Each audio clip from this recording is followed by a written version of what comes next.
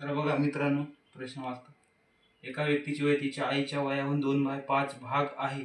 8 वर्षानंतर त्या व्यक्तीची वय तिच्या आईच्या वयाहून अर्धे असेल, तर त्या व्यक्तीच्या आईचे सध्याचे वय किती? पर्याय आहेत 28 वर्ष, 30 वर्ष, 40 वर्ष, 52 वर्ष. ठीक आहे. आपण ऑप्शनने जाऊ, एक एक ऑप्शन चेक करू. हे बघा, पहिला ऑप्शन घेतला आपण 28 वर्ष, हे आईचं वर्ष. आपल्याला आईचं सध्याचं वय काढायचं. आईचं वय घेतलं 28 वर्ष. त्या व्यक्तीचं वय त्या आईच्या वयाचा 2/5 भाग आहे. तर आपण चेक करू. 2/5 भाग, हे भाग जात नाही. हे ऑप्शन तर कटायला आहे, भाग जात नाही. पण दुसरा ऑप्शन चेक करून बघू. 30 ऑप्शन घेतलं. 5 × 30, 12.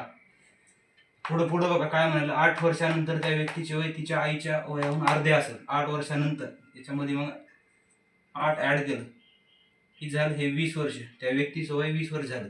आता आईचं वय किती घेतलं आपण? 30 वर्ष.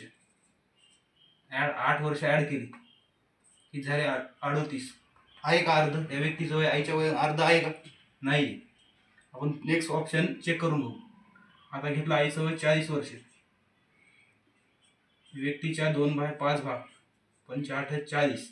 किती आलं? त्या व्यक्तीचं वय 16. 8 वर्षानंतर 6 6 12 13 14 हे झालं 24. आईचं वय घेतलं आपण 40. 8 वर्षानंतर आईचं पण वय वाढलं, कारण मुलाचं वाढलं म्हणजे 8 वर्ष आईचं पण वाढलं. हे घेतलं आपण 48 वर्ष. आहे का अर्ध? हे बघा, 2 2 4 2 8. आहे का? झालं का प्रूफ?